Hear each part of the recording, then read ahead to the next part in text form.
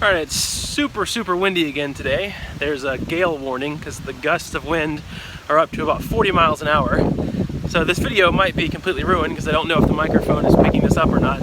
But while I'm walking back to the hotel room to get ready for dinner and for our friends to show up here, thought I'd give you guys a quick tip for shooting on days like this, because the midday sun wasn't very good, but it was extremely windy. So basically what I was doing was I was finding very interesting subjects and then placing a sharp solitary foreground in front of the background that was moving, like a tree or some cool colorful fabric or something, and I was purposely letting the shutter drag because the wind was moving it all around. And so sometimes if you have really colorful subjects like some fabric or some signs or some flags or something, it can give you kind of a cool effect. It's kind of a artsy motion blur colorful effect. So that's what I've been taking photos of today, and I've just made sure that the foreground that I focused on was something that was stationary and not moving at all, so that way I could focus on the stationary subject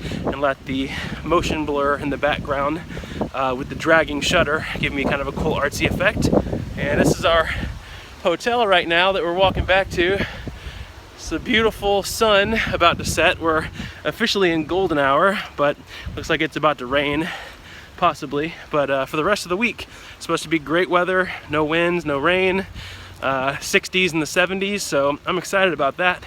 But you know, take advantage of the windy weather, because with wind like this, 30 or 40 miles an hour, you can get some very cool photos if you drag the shutter on purpose, so that you get some motion blur on a subject and then a sharp subject in the foreground.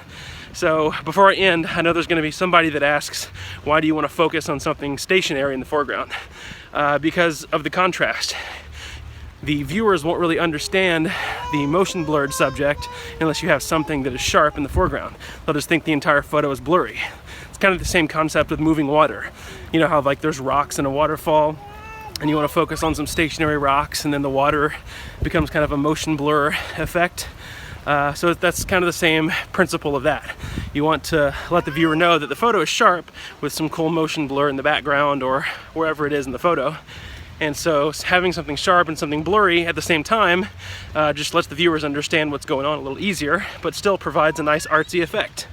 So that's my hot tip of the day for this Disney vlog. And I checked with security today at Epcot to make sure they still allow tripods, and they said they do allow travel tripods. So I brought my MiPhoto travel tripod, so I'm hoping that will classify as a travel tripod to get me in. So I'm excited about shooting some photos tonight after dinner, and the family fun continues. I'll see you guys in the next one.